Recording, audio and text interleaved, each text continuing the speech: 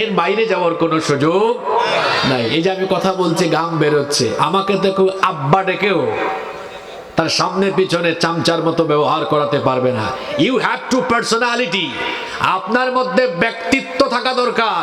যুবকদেরকে বলছি, B a prestigious person, ব্যক্তিত্ববান হও। জীবনের স্বর্ণালী সময় হলো যৌবনকাল। এই যৌবনকাল আমি কেন কারো চামচামিতে উৎসর্গ করব? এই যৌবনকাল আমি কোরআনের মিছিলে গিয়ে কোরআনের রাজ কায়েমে উৎসর্গ করে দিব। আল্লাহ এই কথাগুলো প্রতিটি যুবকের হৃদয়ে গেঁথে দাও।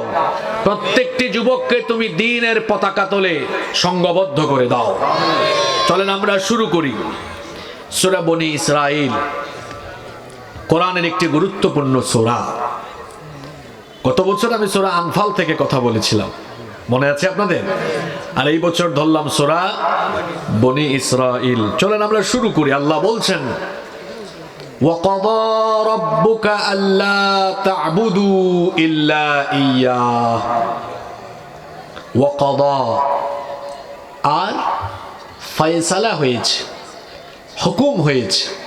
তাফসীর ইবনে কাসীরে কদার অর্থ করা হয়েছে আমর হিসাবে, আদেশ করা হয়েছে। রব্বুকা, তোমার রবের তরফ থেকে, আল্লা তা'বুদু, তোমরা কারোরই ইবাদত করবে না, ইল্লা ইয়াহু, তিনি ব্যতীত। অর্থাৎ তোমার রবের পক্ষ থেকে ফয়সালা হয়েছে, হুকুম হয়েছে, আদেশ হয়েছে, তোমরা তিনি ব্যতীত আর কারো ইবাদত করবে না। একমাত্র যার ইবাদত করতে হবে, আকাশ বাতাস বাড়ি করে বীর পুরুষের মতো জবাব দিয়ে বলেন তো তিনি কে? মানুষ একমাত্র আল্লাহর ইবাদত করবে, কারণ মানুষকে আল্লাহ নিজে সৃষ্টি করেছেন এবং রুবুবিয়তের যত কোয়ালিটি দরকার সকল কোয়ালিটি একমাত্র আমার রবেরই বিদ্যমান রয়েছে। এজন্য আল্লাহ তাআলা এই সূরার 23 নম্বর আয়াতে এভাবে বললেন, ওয়াকাদা রাব্বুকা আল্লা তা'বুদু ইল্লা ইয়্যা, আর তোমাদের রবের পক্ষ থেকে ফয়সালা হয়েছে তোমরা একমাত্র তার ইবাদত করবে, তিনি ছাড়া আর কারো ইবাদত করবে না। কোরআনের একটা মজা হলো, কোরআনের এক আয়াতের তাফসীর অন্য আয়াতে খুঁজে পাওয়া যায়। কি করে আল্লাহর ইবাদত করতে হয়? আল্লাহর ইবাদত করতে হয় একত্ববাদের সঙ্গে, যেখানে কোনো শিরকের সংমিশ্রণ থাকা যাবে না। এজন্য রব্বুল আলামিন কোরআনে কারীমের 4 নম্বর সূরা সূরাতুন নিসা এর 36 নম্বর আয়াতে বললেন, ওয়া'বুদুল্লাহা ওয়া লা তুশরিকু বিহি শাইআ,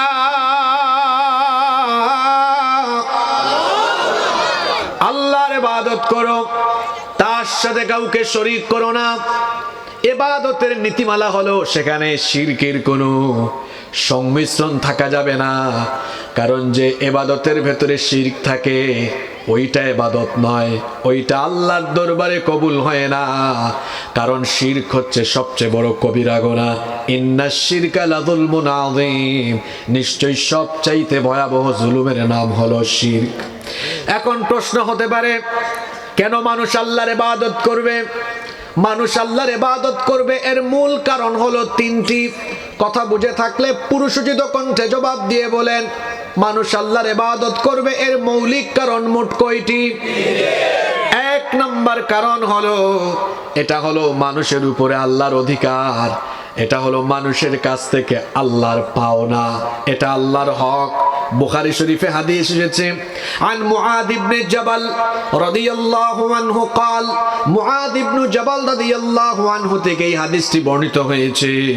তিনি বলেছেন, ক্বালা কুনতু রিদফান নবিয়্যি, আমরা বলি সাল্লাল্লাহু আলাইহি ওয়াসাল্লাম আলা হিমার, আমি নবীজির পিছনে একটা গাধার উপরে আরোহিত অবস্থায় ছিলাম। আল্লাহর নবী আমাকে ডেকে বললেন, ইয়া মুআদ, হে মুআজ, হাল তাদরি হাক্কাল্লাহি আলা ইবাদি, মুআজ রে তুমি কি জানো নাকি বান্দার উপরে আল্লাহর হক কি? ওয়া মা হাক্কুল ইবাদি আলাল্লাহ, মুআজ তুমি কি জানো নাকি আল্লাহর উপরে বান্দার হক কি? সাহাবায়ে কেরাম ছিলেন বিনয়ী, বিনয়ের সাথে তারা অনেক সময় জানলেও জবাব দিতেন আল্লাহু ওয়া রাসূলুহু আলাম। এই ব্যাপারে সব চাইতে ভালো যিনি জানেন তিনি হচ্ছেন আল্লাহ এবং তার রাসূল। তিনি একই রকমের জবাব দিলেন। আল্লাহর নবী তখন বললেন ফা ইন্না হাক্কাল্লাহি আলাল ইবাদি, বান্দার উপরে আল্লাহর হক হলো আইয়াবুদুহু ওয়া লা ইউশরিকু বিহি শাইআ, বান্দা কেবলমাত্র আল্লাহর ইবাদত করবে, তার সাথে আর কাউকে শরীক করবে না। ওয়া হাক্কাল ইবাদি আলাল্লাহ, আর আল্লাহর উপরে বান্দার হক হলো আল্লাহ ইউআযিবা মান লা ইউশরিকু বিহি শাইআ, যে বান্দা আল্লাহর ইবাদত করবে, ইবাদত গুজার সেই বান্দাকেও আল্লাহ কখনো শাস্তি দিবেন না। তাহলে এক নাম্বার কারণ আমরা এই হাদিস থেকে ফাইন্ড আউট করলাম আল্লাহর ইবাদত এই কারণে করতে হবে, এটা হলো আল্লাহর অধিকার, এটা হলো আমাদের কাছ থেকে আল্লাহর পাওনা। দুই নাম্বার কারণ হলো আমাকে আর আপনাকে, আমাদেরকে কেবলমাত্র যার ইবাদতের জন্য সৃষ্টি করা হয়েছে, জোরে বলেন তিনি কে? আরো জোরে বলেন তিনি কে? কেন আপনি আল্লাহর ইবাদত করবেন? কারণ আপনাকে এই উদ্দেশ্যেই সৃষ্টি করা হয়েছে। কোরআনুল কারীমের 51 নম্বর সূরা সূরাতুয যারিয়াতের 56 নম্বর আয়াতে রব্বুল আলামিন এভাবে বললেন ওয়া মা খালাকাতুল জিন্না ওয়াল ইনসা ইল্লা লিয়াবুদুন, I didn't create the jinn kind and mankind accept my worship, জিন আর মানুষকে তো আমি আমার গোলামি ছাড়া অন্য কোনো কিছুর জন্য সৃষ্টি করি নাই। আমাদেরকে সৃষ্টির উদ্দেশ্যই হলো কার ইবাদত করা?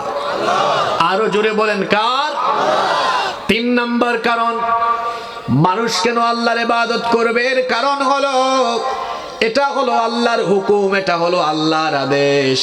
রব্বুল আলামিন কোরআনে কারীমের 2 নম্বর সূরা সূরাতুল বাকারা এর 21 নম্বর আয়াতে ভাবে বললেন ইয়া আইয়ুহান নাসু উবুদু রাব্বাকুমুল্লাযী খালাকাকুম ওয়াল্লাযীনা মিন ক্বাবলিকুম লাআল্লাকুম তাত্তাকুন। হে মানব জাতি, তোমরা তোমাদের রবের ইবাদত করো। খুব খেয়াল করে দেখেন, এখানে একটা কথা আমি শুরুতেই বলতে ভুলে গেলাম। আল্লাহ বলেছেন ওয়া কাদা রাব্বুকা, তোমার রবের থেকে ফয়সালা হয়েছে তার ইবাদত করতে হবে। কথাটা আমার শুরুতেই বলা দরকার ছিল, আমার একটু ভুল হয়ে গেল। আপনাদেরকে আবার বলি, এখানে যারা আলেম আছেন তারা জানেন, নিয়মিত যারা কোরআন রিসার্চ করেন, আল্লাহ তাআলা কোরআনের বেশিরভাগ জায়গায় যেখানে ইবাদতের কথা বলেছেন সেখানে আল্লাহ তার সিফাতি নাম রব দিয়েছেন, রবের ইবাদত করতে বলেছেন। আচ্ছা বলেন তো, আল্লাহ যদি চাইতেন এই আয়াতটা এইভাবে নাজিল করতে পারতেন কিনা? ইয়া আইয়ুহান নাসু উবুদুল্লাহ, তোমরা আল্লাহর ইবাদত করো, এভাবে আল্লাহ নাজিল করতে পারতেন। কিন্তু শব্দ চয়নের নমুনা দেখেন, আল্লাহ বললেন উবুদু রাব্বাকুম, তোমরা তোমাদের রবের ইবাদত করো। আল্লাহর ইবাদত করতে হবে এটা না বলে আল্লাহ বললেন রবের ইবাদত করো। কথা শুনতেছেন? এর কারণটা কি? কারণ হলো মাবুদ হওয়ার জন্য প্রধান শর্ত হলো রব হওয়া। যে রব নয় তাকে কখনো ইবাদত করা যায় না। পৃথিবীতে এমন অসংখ্য মানুষ আছে যারা নিজের হাতে বিভিন্ন উপাস্য বানায়, যারা নিজের হাতে বিভিন্ন কিছু বানিয়ে তার ইবাদত করে। কেউ বা আবার সূর্যের পূজা, তারকার পূজা, নক্ষত্রের পূজা, গাছের পূজা করে। আল্লাহ বলছেন শোনো, তুমি মানুষ হিসাবে একমাত্র তারই ইবাদত করতে পারবে যার মধ্যে রুবুবিয়তের কোয়ালিটি থাকবে। জোরে বলেন তো কিসের কোয়ালিটি? কথাটা কঠিন হয়ে গেল নাকি? আরো সহজ করে বলি, রবের কোয়ালিটি। বলেন কিসের কোয়ালিটি? আরো মজার ব্যাপার হলো কোরআন শুরু হয়েছে রবের পরিচয় দিয়ে, শেষ হয়েছে রবের পরিচয় দিয়ে। বলেন তো কোরআনের প্রথম আয়াতটার নাম কি? আলহামদুলিল্লাহি রাব্বিল আলামিন। আবার শেষ সূরার প্রথম আয়াতটা হলো কুল আউযু জোরে বলেন বিরাব্বিন। আবার বলেন তো কবরে প্রথমে কিসের প্রশ্ন? এইটাও বলতে পারলেন না। কবরে প্রথমে কিসের প্রশ্ন? মার রাব্বুকা, সেখানেও রবের প্রশ্ন। কি আশ্চর্য কথা, কোরআন শুরু হয়েছে রব দিয়ে, শেষ হয়েছে রব দিয়ে। আবার কবরেও প্রথম প্রশ্ন হলো রব দিয়ে। আর কোরআনের সকল জায়গায় বললেন আল্লাহ রবের ইবাদত করো। তার কারণ হলো তুমি মানুষ হিসেবে রব ছাড়া আর কারো ইবাদত করতে পারবে না। এখন প্রশ্ন হলো রব কাকে বলে? রবের পরিচয়টা কি? সংক্ষিপ্ত কথা হলো আপনার সকল প্রয়োজন পূরণ করেন যিনি, রব হলেন তিনি। এখন এই কথাটা মিলায় দেখেন তো, যারা গাছের পূজা, সূর্যের পূজা, তারকার পূজা নিজের হাতে বানিয়ে বিভিন্ন জিনিসের উপাসনা করে, এগুলো কি তাদের প্রয়োজন পূরণ করে? কথা বলেন না কেন? উল্টা আরো ওদের প্রয়োজন তারা পূরণ করে। এজন্য আল্লাহ বলেছেন রবের ইবাদত করো। রবকে, রব হলেন তিনি, তোমাদের সকল প্রয়োজন পূরণ করেছেন যিনি। যুবক ভাইরা আমার দিকে তাকান, ছাত্ররাও তাকান, বলেন তো দেখি মানুষের বেঁচে থাকার জন্য সবচেয়ে জরুরি কোন বিষয়, যেটা না থাকলে মানুষ একটা সেকেন্ডও বাঁচবে না? সেই জিনিসটার নাম কি? আরো জুড়ে বলেন, জিনিসটার নাম কি? বিজ্ঞানীরা বলেছেন একজন মানুষ বেঁচে থাকার জন্য প্রতিদিন 500 লিটারের বেশি অক্সিজেন গ্রহণ করে। সুবহানাল্লাহ কইতে পারলেন না? কত লিটারের বেশি? এই 500 লিটার অক্সিজেনের দাম কত জানেন আপনারা? একটু খোঁজ নিয়ে দেখিয়েন। 5 লক্ষ টাকার বেশি। তাহলে আমরা বেঁচে থাকার জন্য ডেইলি কয় লক্ষ টাকার অক্সিজেন লাগে? জোরে বলেন না, কয় লক্ষ? তো একদিনে যদি 5 লক্ষ লাগে, তো এক মাসে কত লাগে? 150 লক্ষ, মানে 1.5 কোটি টাকা। বছরের পরিমাণ কত? 18 কোটি টাকা। আপনাদের হয়তো অনেক পয়সা আছে, আমার তো অত নাই। 18 কোটি মানে চিন্তা করেছেন, জন্মের পর থেকে এখন পর্যন্ত বিলিয়ন, মিলিয়ন, ট্রিলিয়ন ডলারের টাকা, না ডলার বলেছে, বিলিয়ন, মিলিয়ন, ট্রিলিয়ন ডলারের অক্সিজেন নিয়েছি। কোনো পেমেন্ট লেগেছে নাকি? এটা ফ্রি ফ্রি দিয়েছেন কে? এই আলোচনা পরবর্তীতেও যারা শুনবেন সকলকে বলছি, এজন্য আল্লাহ বলেছেন রবের ইবাদত করো। ওই রব ছাড়া এই অক্সিজেনের নিয়ামত কেউ দেয় না। এজন্য রবের ইবাদত করতে হবে, রবকে সব নিয়ামত দিয়ে বাঁচিয়ে রাখেন যিনি, রব হলেন। শুধু মানুষের প্রয়োজন নয়, ভোরবেলা, সকালবেলা, পূর্ব দিগন্তে সূর্য উদিত হওয়ার পরে দেখবেন পাখির কিচিরমিচির আওয়াজ শোনা যায়। আমি তো নিজে গ্রামের ছেলে, গ্রামেই বড় হয়েছি। এখন না হয় গত 15-16 বছর ধরে শহরে থাকি, কিন্তু গ্রাম আমার ভালো লাগে। এই গ্রামের কাদামাটিতে আমি বেড়ে উঠেছি। কারণ গ্রামের একটা সুন্দর পরিবেশ হলো ফজরের পরেই দেখবেন পাখির কিচিরমিচির আওয়াজ শোনা যায় কি যায় না? একটু আকাশের পানে তাকাবেন, দেখবেন ভোরবেলা, সকালবেলা পাখি তার খাঁচা থেকে বের হয়ে তার ডানা ঝাপটায়া ঝাপটায়া উঠতে থাকে। এই মোবাইলের মধ্যে গুগল ম্যাপ আছে। আমরা যখন চট্টগ্রাম থেকে রওনা করি, গাইবান্ধা আসার জন্য কোন রোডে জ্যাম আছে, কোন রোডে জ্যাম নাই, কোন রাস্তার কোন ক্যাটাগরি, কোন রাস্তা কেমন, স্যাটেলাইট ম্যাপে এটা দেখা যায় কি যায় না? কিন্তু পাখির কাছে তো কোনো স্যাটেলাইট ম্যাপও নাই। সে জানে না আজকে কোন জায়গায় গিয়ে খাবার পাবে। পাশেই তো চলন বিল রয়েছে, এদিক দিয়ে গেলে দেখা যায় নাটোরের সিংড়া দিয়ে ঢুকলে দেখা যায় সেখানে বিল, বিলের ধারে দেখা যায় অনেকে মাছও যেমন মারে, মাছ শিকার করে। আবার পাশে দেখা যায় অনেক বক, সারি সারি বক আছে। আপনাদের এলাকায় বক আছে না? আপনারা বককে কি বলেন আঞ্চলিক ভাষায়? এই যে বক বা অন্যান্য পাখিগুলো আকাশে উঠতে থাকে, সে জানে না কোথায় তার খাবার আছে, উঠতেই থাকে, উঠতেই থাকে। কিন্তু একটা পাখিও না খায়া থাকে না। সন্ধ্যাবেলায় তাকে তার বাসায় পেট ভরাইয়া যিনি ফিরাইয়া দেন, তিনি কে? তিনি রব, তিনি সবার প্রয়োজন পূরণ করেন। শুধু তাই নয়, এই যে খালে বিলে, হাওরে বাওরে, নদীতে, সমুদ্রে মাছ আছে, এগুলোকে তো আমরা খাওয়াই না। এগুলোকেও যিনি রিজিক দিয়ে বাঁচিয়ে রাখেন, গলার আওয়াজ বড় করে বলেন তিনি কে? সেই আল্লাহ বলেছেন সবার ইবাদত তুমি করতে পারবা না, ইবাদত করতে হবে রবের। আর রবকে সবার সকল প্রয়োজন পূরণ করেন যিনি, রব হলেন তিনি। এজন্য আল্লাহ বললেন ইয়া আইয়ুহান নাসু উবুদু রাব্বাকুমুল্লাযী খালাকাকুম ওয়াল্লাযীনা মিন ক্বাবলিকুম লাআল্লাকুম তাত্তাকুন। হে মানব জাতি, তোমরা তোমাদের রবের ইবাদত করো যিনি তোমাদেরকে এবং তোমাদের পূর্ববর্তীদেরকে সৃষ্টি করেছেন। জুড়ে বলেন তিনি কে? শুধু তাই নয়, পৃথিবীতে আল্লাহ যত নবী রাসূল পাঠিয়েছেন সব নবী রাসূল সেই আল্লাহরই দাওয়াত দিয়েছেন, কেউ তাদের গোলামি করতে বলেন নাই। নবী রাসূল কি তাদের গোলামির কথা বলেছেন না আল্লাহর গোলামির কথা বলেছেন? আরো জোরে বলেন কার? কোরআনে কারীমের 18 নম্বর সূরা সূরাতুন নাহলের 36 নম্বর আয়াতে আল্লাহ তাআলা বলছেন ওয়ালাকাদ বাআথনা ফি কুল্লি উম্মাতির রাসূলা আন ইবুদুল্লাহা ওয়াজতানিবুত তাগুত।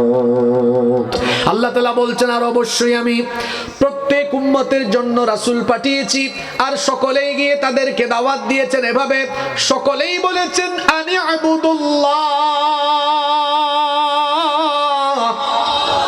একমাত্র ইবাদত হবে কার? আরো জোরে বলেন কার? এজন্য আল্লাহ আয়াতে বললেন ওয়াকাদা রাব্বুকা আল্লা তা'বুদু ইল্লা ইয়্যা। তোমার রবের তরফ থেকে ফয়সালা হয়েছে তিনি ছাড়া কারো ইবাদত করা যাবে না, একমাত্র আল্লাহর ইবাদত করতে হবে। এবার আমার দিকে তাকান, এতক্ষণ ধরে শুনতেছেন ইবাদত ইবাদত ইবাদত। এবার আমার দিকে তাকান, বলেন তো ইবাদত শব্দটা বাংলা না ইংরেজি? আপনারা ঘুমাই গেলেন নাকি? মাত্র লাইনে তুললাম, এখন মূল কথাগুলো বলবো। এখন যদি ঘুমাই যান তাহলে হবে? বলেন দেখি ইবাদত শব্দটি বাংলা না ইংরেজি? জোরে বলেন। আরবি। ইবাদত শব্দের অর্থ কি? ইবাদত শব্দের অর্থ নাকি আরবি? ইবাদত শব্দের অর্থ কি? আচ্ছা, দাসত্ব। আর কি বলেন? আনুগত্য করা। আচ্ছা, গুড, আপনি খুব ভালো বলেছেন। তাফসীর পড়েছেন নাকি? উনি খুব সুন্দর অর্থ বলেছে। আমাদের দেশে কয়েকটা শব্দকে গলা টিপে হত্যা করা হয়েছে। এই শব্দগুলো বলি: দ্বীন, ইসলাম, ইবাদত। শব্দগুলো শুনছেন? কোরআন তো আরবি ভাষায় নাজিল হয়েছে। কোরআনকে কোরআনের ভাষায় বুঝতে হয়, এটা অন্য ভাষায় বুঝলে হয় না। আমাদের দেশে অনেক মানুষ মনে করে নামাজ, রোজা, হজ, যাকাত ইটস কল্ড ইবাদত। এ ভুল বুঝছে। এ ইবাদত মানে বুঝে নাই এখনো। অনেকে মনে করে দ্বীন শব্দের অর্থ হলো ধর্ম। আপনি আরবি একটা অভিধান খুলে আমাকে দেখান তো, দ্বীন শব্দের অর্থ ধর্ম। দ্বীন শব্দের অর্থ যদি ধর্ম হয় তাহলে বলেন আলহামদুলিল্লাহি রাব্বিল আলামিন আর রহমানির রহিম মালিকি। বলেন তো মালিকি ইয়াউমিদ্দিন, ধর্মের মালিক আল্লাহ, অনুবাদ কিরকম নাকি? তো অনুবাদটা কি বলেন না? তো আপনারা আমাকে সহযোগিতা করছেন, বলেন। বলেন। এই তো এই ভাইয়ের সাহস আছে, কথা বলে। বিচার দিবসের মালিক কে? এখানে দ্বীন শব্দের অর্থ হলো জাযা, হিসাব। হিসাব এটাও আরবি শব্দ। আমরা বলি না হিসাব বাংলায়, এটা হলো হিসাব আরবি। তাহলে সূরা ফাতিহায় দ্বীন শব্দের অর্থ কি? কথা বলে না। হিসাব। বলেন দ্বীন শব্দের অর্থ কি? দ্বীন শব্দের অর্থ সূরা বাইয়িনায় যান, ওয়ামা উমিরু ইল্লা লিয়াবুদুল্লাহ মুখলিসিনা লাহুদ্দিন। এই আয়াতের অর্থ কি? তাদেরকে এই আদেশ দেওয়া হয়েছে একনিষ্ঠভাবে দ্বীনকে আল্লাহর জন্য ঠিক করবে। এখানে দ্বীন শব্দের অর্থ একনিষ্ঠতা। দেখছেন কারবার? এক এক জায়গায় এক এক অর্থ। সূরা আলে ইমরানে আছে ইন্নাদ-দীনা ইনদাল্লাহিল ইসলাম, নিশ্চয়ই আল্লাহর কাছে একমাত্র দ্বীন হলো ইসলাম। তাফসীরে তাবারি, কুরতুবীতে এর ব্যাখ্যা এসেছে এখানে দিন শব্দের অর্থ হলো মুকাম্মাল নিজামে হায়া, পরিপূর্ণ জীবন বিধান। আবার সূরা মাইদায় আছে আল ইয়াউমা আকমালতু লাকুম দীনাকুম, ওখানে কি আজ আমি তোমাদের জন্য তোমাদের দ্বীনকে, ওখানে আবার দিন শব্দের অর্থ হলো জীবন বিধান। দেখছেন শব্দ কয়টা? একটা। অর্থ কয়টা? অর্থ কি একটা? আবার আরো আছে সূরা ইউসুফ, কোরআনের 12 নম্বর সূরা,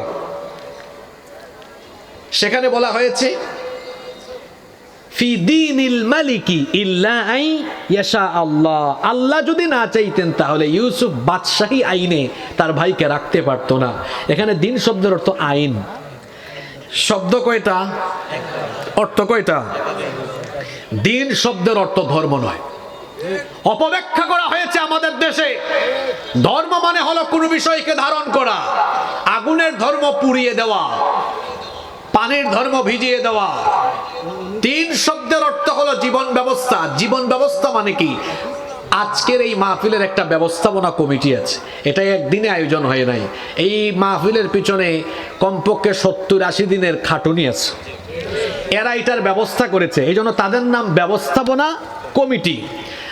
তো ব্যবস্থা মানে বুঝলাম কোনো জিনিস অ্যারেঞ্জ করা। জীবন মানে কি? একজন লোক জন্মগ্রহণ করেছে 1980 সালে, মারা গেছে 2024 সালে। 80 থেকে 2024 পর্যন্ত গোটা সময়ের সমষ্টির নাম হলো জীবন। তো জীবন বুঝলাম 40 বছরের জীবন। আর ব্যবস্থা মানে কি? এই 40-50 বছরের, অর্থাৎ যত বছরের জীবন আছে, এই জীবন পরিচালনার জন্য সকল সেক্টরের যত ব্যবস্থাপনা দরকার, সকল ব্যবস্থাপনার নীতিমালা যে দিনে দেওয়া হয়েছে, সেই দিনের নাম কি? কথা বলতে পারে না, সেই দিনের নাম কি? আরেকটা শব্দের অপব্যাখ্যা করা হয়েছে, ইসলাম। ইসলাম শব্দের অর্থ কি? শান্তি কে শিখেছে আপনারে?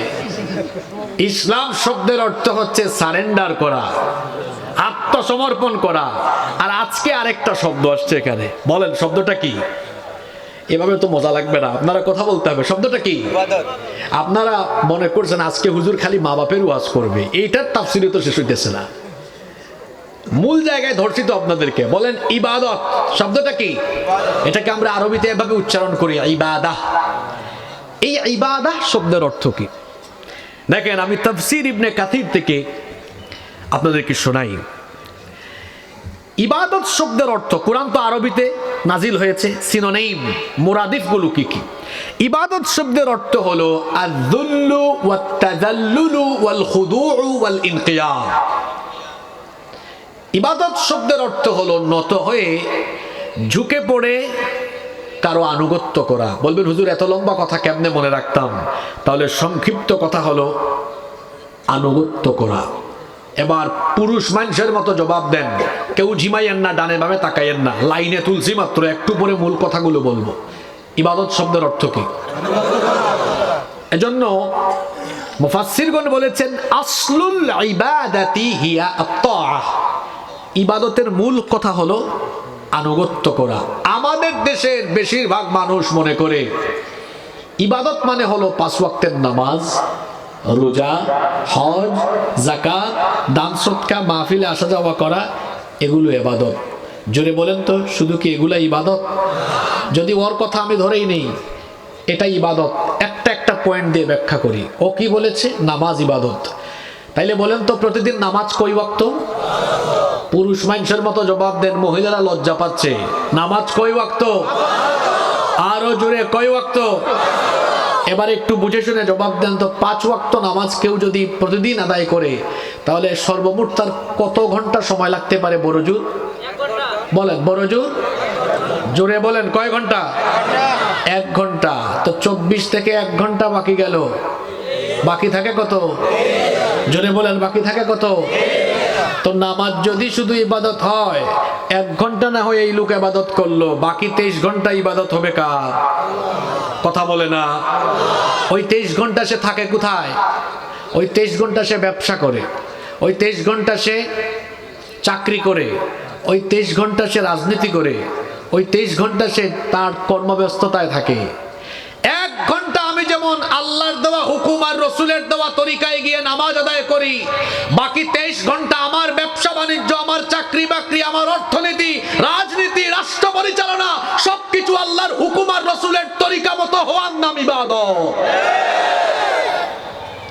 আমাদের সমাজে আপনি 98 জন, শতকরা 98 জন মুসলমান পাবেন যে 5 ওয়াক্তের নামাজে গিয়ে আল্লাহর আনুগত্য করে, আর নামাজের বাইরে 23 ঘন্টা নেতা নেত্রী শয়তান আর তাগুতের আনুগত্য করে। এই ইবাদতের কিছুই বুঝে নাই, ইবাদতের কিছুই বলছি না। একটা একটা করে আজকে ধরবো। এত গেল নামাজ, রোজা, বছরে কয় মাস? কথা বলেন না কেন? 1 মাস। বছরে বাকি আছে আরো কয় মাস? সুদখোর রমজানে সুদ নেয় না, এখন রোজার মাস। ঘুষখোর ওই মাসে ঘুষ খায় না, কয় রোজার মাস। যুবক ছেলে হারাম রিলেশন করে তার গার্লফ্রেন্ডকে রমজানের আগের দিন বলে, ওগো শুনছো এখন কিন্তু রমজান মাস, ঈদের চাঁদের রাতে কথা হবে। হাসানোর জন্য বলছি না, ভালো করে শোনেন। পেট মোটা ঘুষখোর ব্রিজের টাকা, রাস্তার টাকা, কালভার্টের টাকা খাই ফেলে। আমার দেশে এমন চোরের সংখ্যা কম? জোরে বলেন, কম না বেশি? রমজান মাসে একটু লিবারেল থাকে। 1 মাস আমি যেমন আল্লাহকে ভয় করে সুদ, ঘুষ, হারাম রিলেশন, পাপ থেকে আমি যেমন বিরত থাকি, বাকি 11 মাস এইভাবে আল্লাহকে ভয় করে সকল পাপ থেকে নিজেকে বাঁচিয়ে রাখা, এটা ওই ইবাদত। নামাজ গেল, রোজাও গেল, হজের কার্যক্রম বছরে কয় দিন? আঙ্গুল দেখে বলেন অন্তত কয় দিন? হজের কার্যক্রম কয় দিন? 5 দিন। বাকি থাকে কত দিন বছরে? 360 দিন। 5 দিন হজের কার্যক্রমে গিয়ে যেভাবে আমি একদম আল্লাহ আর রসুলের তরিকায় চলাফেরা করি, বাকি 360 দিনও আমি আল্লাহ আর তার রসুলের তরিকায় চলাফেরা করব। এর নাম ইবাদত। এর নাম কি? কিন্তু আমাদের অনেকের খাসলত হলো, মসজিদে আমরা যাই, যাওয়ার পরে আল্লাহর হুকুম মতো নামাজ আদায় করি, কিন্তু মসজিদের বাইরে আমি আমার পরিবার, আমি আমার ব্যবসা চালাই শয়তানি হুকুম মতো। আমি রমজান মাসে আল্লাহর হুকুম মতো রোজা রাখি, কিন্তু আমার আদালত চালাই আমি আল্লাহর হুকুম মতো নয়, আল্লাহর আইন মতো আমি নামাজ আদায় করি, আল্লাহর আইন মতো রোজা রাখি, কিন্তু আদালত চালাই আল্লাহর আইন বাদ দিয়ে। আছে না নাই? আল্লাহর আইন মতো নামাজ, রোজা, হজ, যাকাত সবই করি, কিন্তু রাষ্ট্র পরিচালনায়, সমাজ পরিচালনায় আল্লাহর আইনকে আমি বাদ দিলাম। এখন বলেন তো এটার নাম কি? আনুগত্য হলো নাকি? আনুগত্য মানে কি? আনুগত্য মানে হলো সামিআনা, শুনলাম, ও আতানা, আর মেনে নিলাম। কিন্তু আমার বেলায় ঘটনা তো ঘটে গেল উল্টা, শুনলাম আর ও আসাইনা, অমান্য করলাম। কিভাবে অমান্য করলাম শুনেন। আপনারা ঘুমাই যাচ্ছেন নাকি? মূল ওয়াজ শুরু হয়ে গেছে এখন। কিভাবে অমান্য করলাম? আল্লাহ কিতাব দিয়ে বলেছেন, নবী এটা কেন আপনার কাছে নাজিল করেছি শুনেন, লিতাহকুমা বাইনান নাস, যাতে এই কোরআন দিয়ে মানুষের মাঝে আপনি বিচার ফয়সালা করেন। এরপরে অন্য আয়াতে আল্লাহ বললেন, এটা দেওয়ার পরেও যারা ওয়ামাল্লাম ইয়াহকুম বিমা আনজালাল্লাহ ফাউলাইকা হুমুল কাফিরুন ফাউলাইকা হুমুল ফাসিকুন ফাউলাইকা হুমুদ যালিমুন। ও নবী আপনার কাছে কিতাব নাজিল করেছিলাম লিতাহকুমা বাইনান নাস, যেন এই কিতাব দিয়ে মানুষের মধ্যে আপনি বিচার ফয়সালা করেন। এটা দেওয়ার পরেও যারা এই কিতাব দিয়ে বিচার করে না, ফয়সালা করে না, আল্লাহ বলেছেন এরা হলো কাফের, এরা হলো জালেম, এরা হলো ফাসিক। কথাগুলো আমার না আল্লাহর। আস্তে বলবেন না, জোরে বলেন, কথাগুলো কার? এখন বলেন তো আমাদের দেশে আজকে জুমার দিন গেল, জুমার দিনে সারা দেশের মসজিদগুলোতে নামাজ আমরা আদায় করলাম কার হুকুমে? আরো জোরে বলেন, কার হুকুমে? নামাজের বাইরে আমার দেশের আদালতগুলো চলে আল্লাহর হুকুমে না মানুষের হুকুমে? আরো জোরে বলেন, কার হুকুমে? আর আল্লাহ কোরআনে বলেছেন বিচার ফয়সালা হবে কার হুকুমে? আর আমরা করি কার হুকুমে? জুড়ে বলেন না কেন? তাহলে এর নাম কি ইবাদত? জোরে বলেন, এর নাম কি ইবাদত? যারা নামাজে যায়, রমজানের রোজা রাখে, হজ করে, যাকাত আদায় করে, কিন্তু তার জীবন ব্যবস্থাপনার অন্যান্য সকল সেক্টরে আল্লাহর দ্বীন মানে না, আল্লাহর হুকুম মানে না, সে আদৌ পর্যন্ত আল্লাহর আনুগত্যশীল কোনো মুমিন হতে পারে না।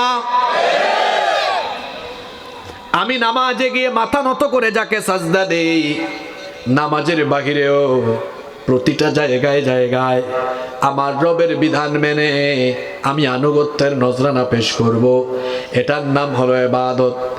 জীবনের সব জায়গায় আমার আনুগত্য, কুরবানি যে আল্লাহর জন্য করব, ঠিক তেমনি ভাবে আমার জীবন থেকে শুরু করে মরণ পর্যন্ত সকল জায়গায় একমাত্র যার হুকুম মানব, আনুগত্য করব, তিনি কে?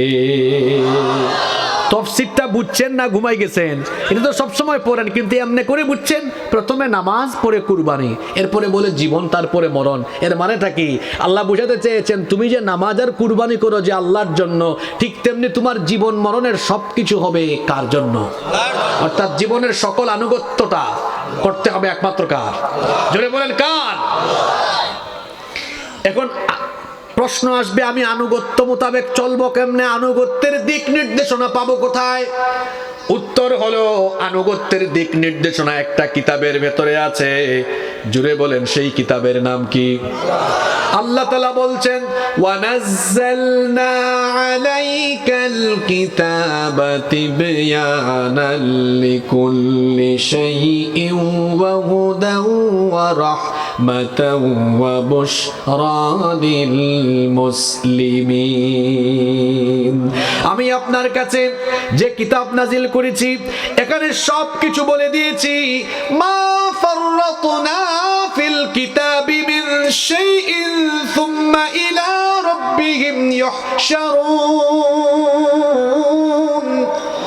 কোনো কিছু এই কিতাবের ভেতরে বাদ দেই নাই। এই জন্য এই কিতাব মানলে পুরাটাই মানতে হবে, ইসলাম মানলে পুরাটাই মানতে হবে। এজন্য আল্লাহ বলেছেন, ইসলামের ভেতরে ঢুকলে পুরাটাই ঢুকে যাও। ইয়া আইয়ুহাল্লাযীনা আমানু দুখুলু ফিস-সিলমি কাফা ওয়া লা তাত্তাবিউ খুতুওয়াতিশ শাইতান। হে ঈমানদারেরা, ইসলামে পরিপূর্ণ ঢুকো। ঘুমাই গেছেন নাকি? কিভাবে ঢুকো?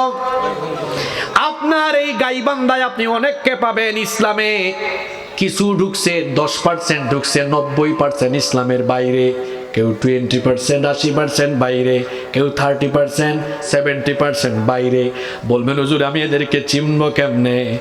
অনেকে আছে দেখবেন আজান হলে নামাজে যায়, নামাজ থেকে বের হয়ে সুদ খায়, ঘুষ খায়, বেপরদায় চলে। হে কি ইসলামে পুরা ঢুকছে?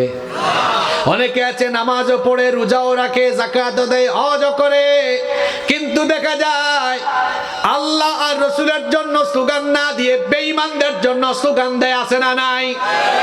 একই ইসলামে পুরা ঢুকছে? জোরে বলেন, পুরা ঢুকছে? ইসলামে পরিপূর্ণভাবে ঢোকার মানে হলো আমার মরণ পর্যন্ত আমি আল্লাহর আনুগত্য করব। ইবাদতটা হবে কতক্ষণ? আল্লাহ বলছেন, ওয়াবুদ রাব্বাকা হাত্তা ইয়াতিয়াকাল ইয়াকিন। কোরআনে কারীমের 15 নম্বর সূরা সূরাতুল হিজরের 99 নম্বর আয়াতে আল্লাহ বলেছেন, তোমার কাছে মৃত্যু আসা পর্যন্ত একমাত্র যার ইবাদত করতে হবে তিনি কে? ওই ইবাদতটা কেমন হবে? পরিপূর্ণভাবে আনুগত্য হবে কার? জোরে বলেন, পরিপূর্ণভাবে আনুগত্য হবে কার? কথা বললে তো আমরা সবাই ধরা খেয়ে যাব। আল্লাহর পরিপূর্ণ আনুগত্য তো আমরা করছি না। দেখুন আপনার আইন ব্যবস্থার দিকে, আপনি ব্রিটিশদের থেকে আইন ধার করেছেন, আপনি আল্লাহর দেওয়া আইনকে প্রত্যাখ্যান করেছেন। আমার দেশে যে আইন চলছে, এটা কাদের তৈরি করা? এই যে পেনাল কোডগুলো, ওদের থেকে ধার করা এগুলো। এখন ওদের কাছ থেকে ধার করা এই আইন দিয়ে আমাদের কি খুব বেশি লাভ হয়ে গিয়েছে? 54 বছর হয়েছে দেশ স্বাধীন হয়েছে, তার মধ্যে 32 বছর 2 জন নারী দেশ পরিচালনা করেছেন, এবং নারীরা এতই তো ক্ষমতা পেয়েছে, প্রধানমন্ত্রী, বিরোধী দলীয় নেত্রী, স্বরাষ্ট্র, পররাষ্ট্র, শিক্ষা, স্পিকার সব নারীরা ছিল। ছিল কি ছিল না?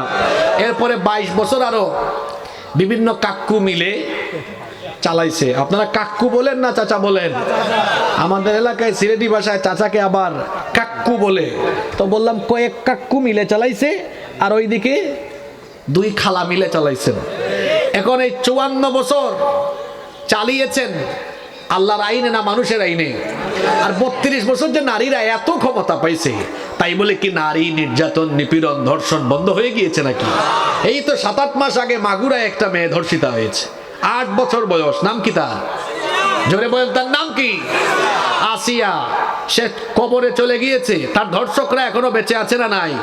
এটা কেমন আইন আপনাদের দেশের, আমাকে বলেন তো? এটা কেমন আইন যে আইন থাকার ফলে ধর্ষিতা কবরে গিয়ে কবরে ঘাস উঠে আর ধর্ষক বেঁচে থাকে? সে আইনের মুখে আমি লাথি মারি। কোন জাতের আইন? ধর্ষিতা কবরে আর ধর্ষক বেঁচে আছে, এটা কোন আইন হইল? নিরপরাধ মানুষ খুন হয়েছে, খুনি বেঁচে আছে, কি এদের আইন এটা? বিপরীতে আল্লাহর আইন এখানে দাঁড় করা। ধর্ষকের শাস্তি আল্লাহর আইনে কি? জোরে বলেন, কথাটা পরিপূর্ণ হয় নাই না। এখন মনে হয় এখানে আলোচনা অনেকে লাইভ করতেছে, তাই না? লাইভ মৃত্যুদণ্ড। কি মৃত্যুদণ্ড? লাইভ মৃত্যুদণ্ড মানে কি? অনেকের ফাঁসি হয় কাশিমপুর কারাগারে, আপনারা কি লাইভ দেখেন নাকি? কিন্তু ধর্ষকের শাস্তিটা কি? লাইভ। দর্শকের শাস্তিটা হলো লাইভ একদম। সুইগ্রামে এই ঘটনা ঘটেছে, সুইগ্রামের মানুষের চোখের সামনে এই মৃত্যুদণ্ড হবে। কেন?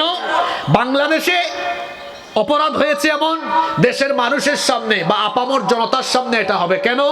যাতে করে এই শাস্তি জনসম্মুখে প্রত্যক্ষ করে এই স্বভাব চরিত্রের কোনো মানুষ থাকলে এই বিচার দেখে সেও যেন তারের মতো সোজা হয়ে যেতে পারে। 54টি বছর ধরে মানুষের তৈরি করা আইন থাকার ফলে আমাদের ভাগ্যের কোনো পরিবর্তন হয়নি।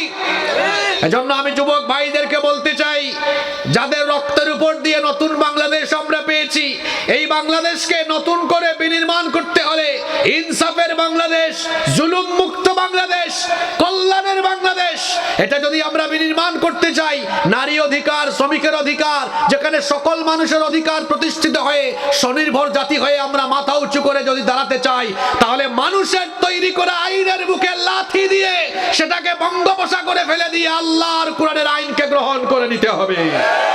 কারা কারা রাজি আছেন দুহাত তুলে আল্লাহকে দেখা।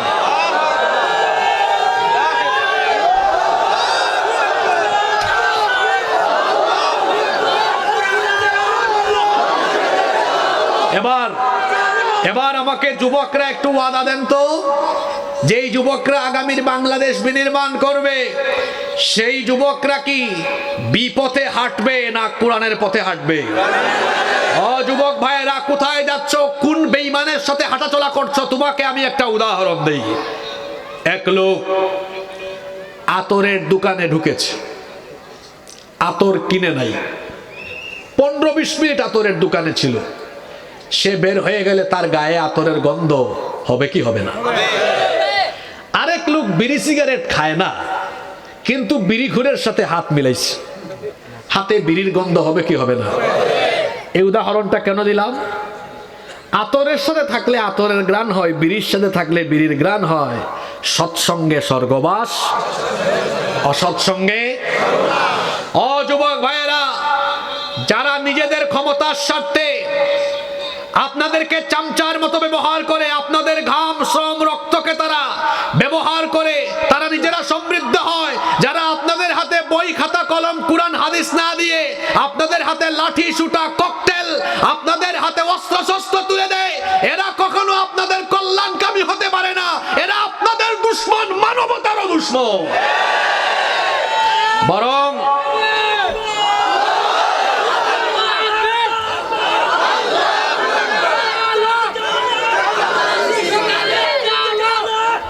আমি যুবকদেরকে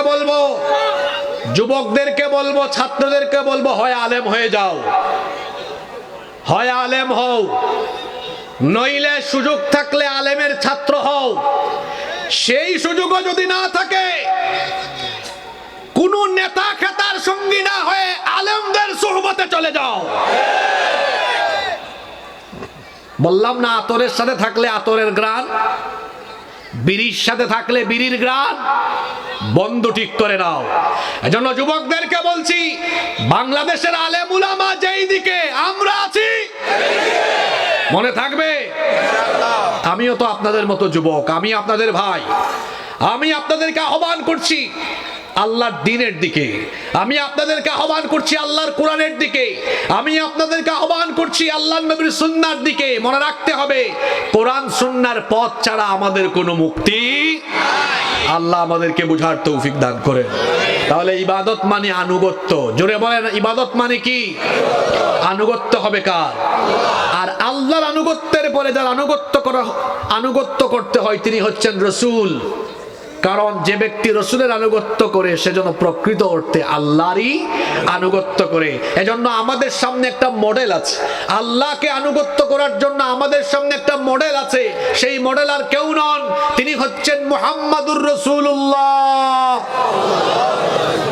তিনি দেখিয়েছেন কি করে নিজের জীবন পরিচালনা করতে হয়, কি করে পরিবার চালাতে হয়, কি করে সমাজ চালাতে হয়, কি করে রাষ্ট্র চালাতে হয়। আল্লাহর নবী কি রাষ্ট্র চালাতে হবে কিভাবে দেখায় যান নাই? কিছুদিন আগে একজন খুব সুন্দর কথা বলছে, কয় আমরা মদিনার ইসলাম চাই। খুব সুন্দর কথা, আমার বড় পছন্দ হয়েছে। কিন্তু আমি চিন্তা করে দেখলাম, যেই ব্যক্তি বক্তব্য দিল তার কিন্তু ক্লিন শেভ। তো আমি মনে মনে আশ্চর্য হলাম যে মদিনার ইসলাম কি এরকম ক্লিন শেভিং ইসলাম নাকি? মদিনার ইসলামে কি মানুষের আইন না আল্লাহর আইন? আপনি কি আমার কথা রাগ করেছেন নাকি? আমি তো আপনার কথা ধরে আপনাকেই বলছি, আমি আপনার কথার সাথে 100% একমত। আপনিও মদিনার ইসলাম চান, আমরা সবাইও মদিনার ইসলাম। যারা বললেন না তারা মনে হয় চান না। তো মদিনার ইসলামে কি মানুষের আইন না আল্লাহর আইন? এই যে ইউনূস সাহেব গতকাল জাতির উদ্দেশ্যে ভাষণ দিয়েছেন, শুনছেন আপনারা? আমি শুনছি পুরা ভাষণটা। ওখানে উনি কি বলেছেন? যে আমরা সংস্কার কমিশন করেছি, অনেক কিছু সংস্কার করেছি, আগামী সরকার এসে অনেক কিছু সংস্কার করবে। আমার দিকে তাকান, এই সংস্কার কিন্তু শুরু হয়েছে 1972 সাল থেকে। কি সংস্কার? সংবিধান সংস্কার। বাংলাদেশের সংবিধান এই পর্যন্ত সংশোধন হয়েছে কতবার? জোরে বলেন না কেন? 17 বার। সামনে যে কতবার হবে আল্লাহ জানে। আমার দিকে তাকান, ওই সাইডের ওইজনকে, ওনাকে দায়িত্ব দিয়েছেন আপনি সুই গ্রাম চালান, আপনাকে দায়িত্ব দিয়েছি আমরা। তো একটা এলাকা চালানোর জন্য একটা আইন বানানো লাগবে না? এই যে বিভিন্ন সমাজ কল্যাণ পরিষদ সংগঠনের গঠনতন্ত্র থাকে না, এটা গঠনতন্ত্র বানায়। তো উনিও একটা কি বানাইলেন? এলাকা চালানোর তন্ত্র। যে এই এলাকায় চুরি করলে এটা হবে শাস্তি, ডাকাতি করলে এটা হবে, এটা হবে, ওইটা হবে। আমরা তো মানুষ মরণশীল।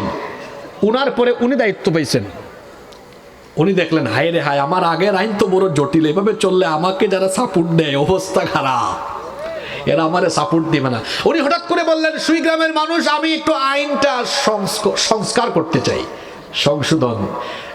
মনে রাখবেন, মানুষ যখন আইন সংশোধন করে সে তখন তার নিজের স্বার্থ, দলের স্বার্থের কথা আগে বিবেচনা করে।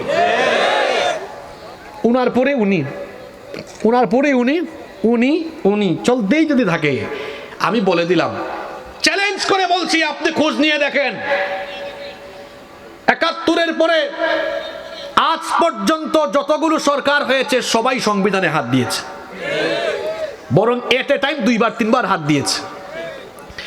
আমি এটাও আপনাকে চ্যালেঞ্জ করে রাখলাম, সামনে যারাই আসবে, এরপরে যে আসবে, তারপরে যে আসবে, সবাই হাত দিবে।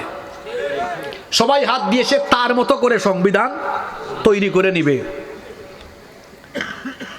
যেমন করে সে বেশি দিন থাকতে পারে, সুযোগ সুবিধা বেশি পেতে পারে, ওই রকম করে তৈরি করবে।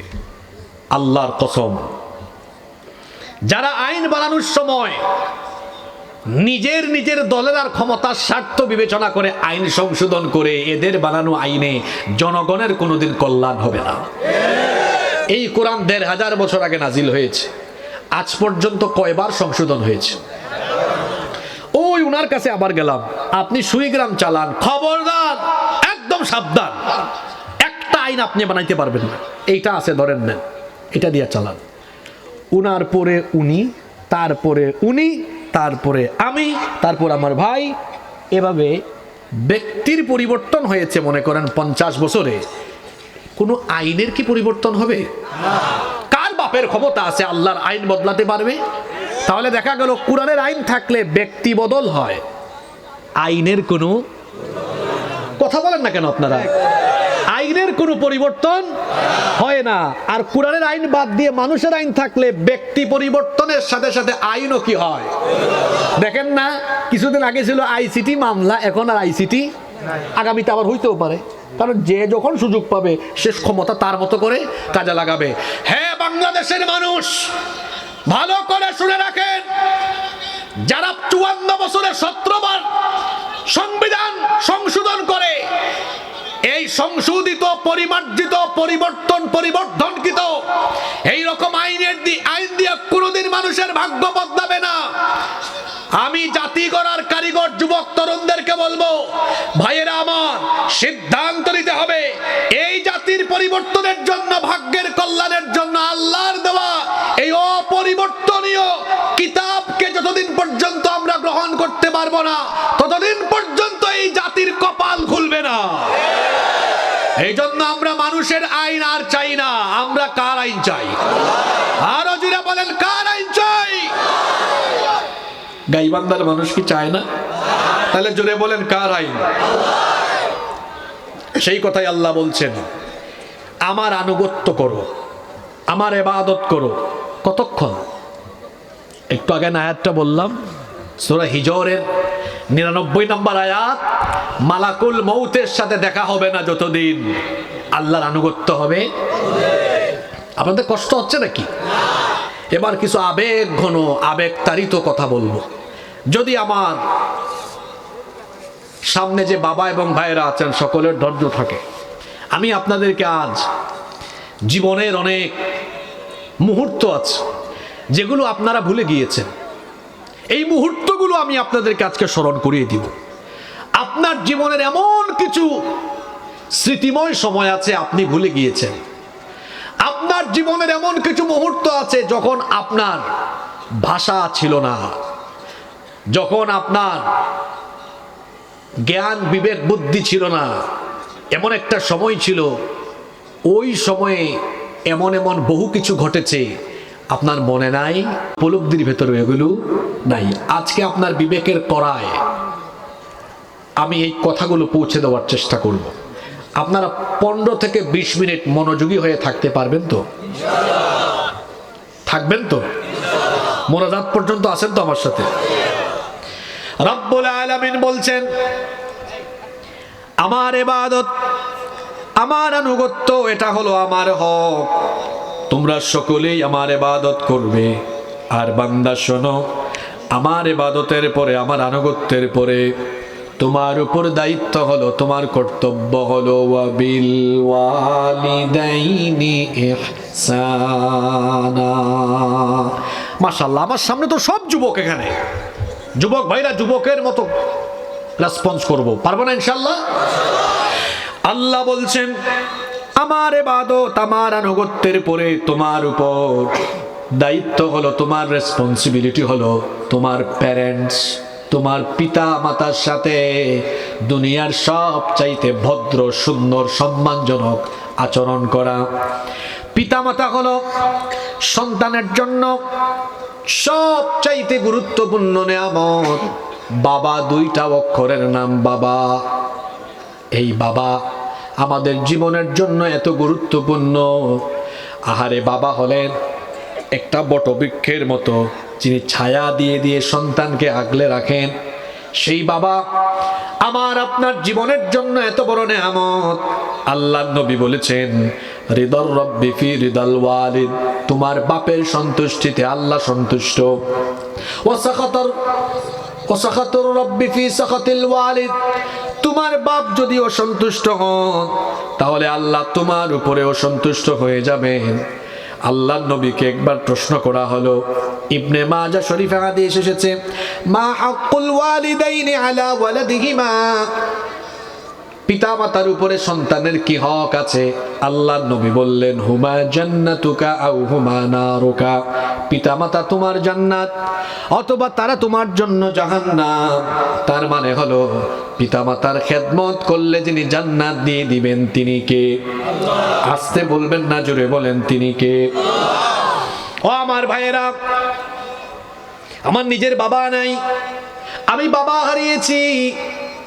আজ থেকে 13 বছর আগে বাবা হারানোর ব্যথা বেদনা আমি বুঝি। মন চাইলেও বাসায় গিয়ে বাবা ডাকতে পারি না। মাঝে মাঝে মাহফিলে বয়স্ক মানুষ যখন দেখি, এটা আমার অভ্যাস, শুধু মাহফিল নয়, দাড়ি পাকা চুল পাকা মানুষদেরকে দেখলে আমি আমার হৃদয়ের ভেতর থেকে বাবা বলে ডাকি। যখনই তাদেরকে বাবা বলে ডাকি, আমার নিজের বাবার চেহারাটা তাদের চেহারার সামনে যেন ভেসে উঠে, ফুটে উঠে। কারণ বাবা এত বড় নেয়ামত আমাদের জীবনের জন্য। আমাদেরকে জন্ম দেওয়ার পর থেকে এত এত কষ্ট তিনি করেছেন, তিনি যেন এক মুজাহিদের মতো কষ্ট করেছেন। ভুলে গিয়েছেন আপনি সেই সময়গুলোর কথা? হয়তো আজ আপনার মনেও নাই। আপনি যখন খুব ছোট্ট ছিলেন, আপনার জন্য বাজার থেকে কত কিছু কিনে নিয়ে আসতো। আপনার বয়স যখন 4 বছর, 5 বছর, 6 বয়স, 4, 5, 6 বছর বয়সে বাচ্চারা অনেক বায়না ধরে। ঈদের সময় আসলে বলে, আব্বু আমাকে কিন্তু এবার ঈদের সময় নতুন জামা কিনে দিতেই হবে। কিন্তু বাবার কাছে তো পয়সা নাই। সারাদিন মাঠে ঘাটে পরিশ্রম করে, সবজির খেতে, ধানের খেতে সারাটা দিন প্রচন্ড কুয়াশার মধ্যে কাজ করে, গ্রীষ্মকালে আবার মাঠ ফেটে যাওয়া রোদের মধ্যে ঘেমে ঘেমে ঘেমে ঘেমে পরিশ্রম করে, টাকা যদি নাও থাকে মানুষের হাতে পায়ে ধরে ধার করে নিয়ে আসে। দেখা যায় ঈদের দিনে এই চিত্রগুলো ঈদ আসলে আপনারা দেখবেন, অনেকে ঈদের নামাজে সন্তানকে নতুন কাপড় পরিধান করে নিয়ে আসে, কিন্তু তিনি নিজে ছেঁড়া লুঙ্গি বা পুরাতন কাপড় পরিধান করে আসে। বলেন তো, এমন চিত্র সমাজের মধ্যে আছে না নাই? কেমন বাবা আমাদের, কেমন বাবা আমাদের ধার করে সন্তানের জন্য ঈদে নতুন কাপড় কিনে দিয়েছেন। সন্তান যেন হাসে, তার মুখে যেন কোনো ধরনের কান্নার ছাপ বা মন খারাপের অবস্থা না থাকে। বাবা নিজে ছেঁড়া কাপড়, পুরাতন কাপড় পরে ঈদ উদযাপন করলো, আর সন্তানকে নতুন কাপড় পরায় দিল। আপনার সেই বাবার কথা আমি বলছি। ছোটবেলা তিনি আপনাকে নিয়ে যখন খাবার খেতে বসেছে, আগে আপনার মুখের মধ্যে খাবারের লোকমা তুলে দিয়েছে। অল্প একটু জ্বর হলে এই বাবা আপনাকে নিয়ে নিয়ে বগুড়ায় গিয়েছে, ঢাকায় গিয়েছে, চিকিৎসার ব্যবস্থা করিয়েছে। সারাটা জীবন যেই বাবা এত কষ্ট করলো, এত পরিশ্রম করলো, পরিশ্রম করে করে আপনাকে পড়াশোনা করিয়েছে। আপনি বগুড়ায় থাকেন, ঢাকায় পড়াশোনা করেন। আপনার বাবা বাড়িতে এসে বলে, শোনো আমার ছেলেটা পড়ালেখা করছে, বাড়িতে আমরা একটু কম খাবো। এই বিষয়গুলো আপনি জানেন না। বাপ মা আপনার থেকে গোপন রেখেছেন। 3 বেলার মধ্যে 2 বেলা খাবার খেয়েছে। কখনো কখনো বাজার না থাকলে আলু ভর্তা দিয়ে ভাত খেয়ে ফেলেছে। টাকাগুলো জমায় জমায় মেসের খরচ দিয়েছে, পড়ালেখার খরচ দিয়েছে। সেই বাবা মা না খেতে খেতে, সঠিক সময় না খেতে খেতে গ্যাস্ট্রিকের বেদনা হয়েছে। কোনোদিন বলে নাই। এমন ত্যাগ তিতিক্ষার মাধ্যমে আপনার পড়ালেখা করিয়েছে, আপনাকে বড় মানুষ বানিয়েছে। আশ্চর্য কথা, এই বাবা যখন বুড়া হয়ে গেল, বৃদ্ধ হয়ে গেল, এবার সেই বাবাকে এই সন্তান চিকিৎসা করায় না। আহারে নাফরমান সন্তান, তার ছোটবেলায় অল্প একটু রোগ হলেই তার বাপ তারে চিকিৎসা করিয়েছে, তার বাপকে খাওয়ায় না। বিয়ে শাদী করার পরে তার বাপ মায়ের কোনো খোঁজ খবর নাই। এমনকি অনেকে শহরের বাসিন্দা, নিয়মিত গ্রামেও আসে না, বাপের কোনো খবরও নেয় না, চিকিৎসা করায় না। বৃদ্ধ বাবা মাকে ফেলে রেখেছে। আর মা তো হলেন এমন, বাপের চাইতে মা হলেন আরো বেশি গুরুত্বপূর্ণ। একজন সাহাবী নবীজিকে প্রশ্ন করেছিলেন, ওগো আল্লাহর নবী, মানুষের মধ্য থেকে কাদের সাথে আমি সবচেয়ে ভালো আচরণ করব, সবচেয়ে ভালো আচরণ করব, কার সাথে সবচেয়ে সুন্দরভাবে ভালো আচরণ করব? আল্লাহর নবী বললেন, উম্মুক, তোমার মা। সাহাবী দ্বিতীয়বার বললেন সুম্মা মান, অতঃপর কে? আল্লাহর নবী দ্বিতীয়বার বললেন উম্মুক, তোমার মা। সাহাবী তৃতীয়বার প্রশ্ন করলেন সুম্মা মান, অতঃপর কে? আল্লাহর নবী বললেন উম্মুক, তোমার মা। সাহাবী চতুর্থবার প্রশ্ন করলেন অতঃপর কে? আল্লাহর নবী বললেন আবুকা, তোমার পিতা। হাদিসটা বুঝে থাকলে বলেন তো, আল্লাহর নবী মায়ের কথা বলেছেন মোট কয়বার? কেন 3 বার বলেছেন? কারণ মা এমন 3টা কাজ করেন যা পৃথিবীর কোনো বাবারা করে না, এবং এই 3টা কাজ বড় কষ্টের কাজ। 1 নাম্বার হলো গর্ভধারণের কাজ, এইটা মা করেন নাকি বাবা করে? 2 নাম্বার হলো ডেলিভারির প্রসব বেদনা, প্রসবের কাজ, এইটাও মা করেন। 3 নাম্বার দুধ পান করানো, এটাও কে করেন? আপনারা বাজার থেকে সর্বোচ্চ ডানো দুধ আর সেরেলাক আনতে পারেন, কিন্তু মা বাচ্চাকে জন্ম দেওয়ার পরে বুকের দুধ পান করান, এই 3টা কাজ হলো মায়ের। এই 3টা কাজ পৃথিবীর কোনো বাবা করে না। এই জন্য আল্লাহ তাআলা বাপের চাইতে মায়ের হক 3 গুণ বেশি বাড়িয়ে দিয়েছেন। আর এই 3টা কাজ আমার মনে হয় দুনিয়ায় এই 3 কাজের চাইতে অধিকতর কষ্টের কাজ আর নাই। এই 3টা কাজ এত কষ্ট, আপনারা তো পুরুষ মানুষ, আপনারা বুঝবেন না। মহিলা প্যান্ডেলে যত মা বোনেরা আছেন তারা হয়তো আমার কথা থেকে কিছুটা আঁচ করবেন। হয়তো যারা মা হয়েছেন আজকের এই কথাগুলোর মাধ্যমে তাদের আবার পুরনো স্মৃতিগুলো মাথায় আসতে পারে। এই 3টা কাজ মায়ের জন্য কত কষ্টের শুনেন। প্রথমটা হলো গর্ভধারণের যন্ত্রণা। এই গর্ভধারণের যন্ত্রণাটা কেমন হয় আল্লাহ কোরআনে কিভাবে বলেছেন শোনেন। কোরআনে কারীমের 46 নম্বর সূরা, সূরাতুল আহকাফের 15 নম্বর আয়াতে আল্লাহ তাআলা বলছেন ওয়া ওয়াসাইনাল ইনসানা বিওয়ালিদাইহি ইহসানা হামালাতহু উম্মুহু কুরহান ওয়া ওয়াদাআতহু কুরহা ওয়া হামলুহু ওয়া ফিসালুহু 30 শাহরা। আল্লাহ তাআলা বলছেন আমি মানুষকে নির্দেশ দিচ্ছি তারা যেন তাদের পিতামাতার সাথে সদাচরণ করে। বিশেষ করে মায়ের কথা আল্লাহ বললেন, সেই মা তোমাকে অত্যধিক কষ্টের মাধ্যমে গর্ভধারণ করেছেন।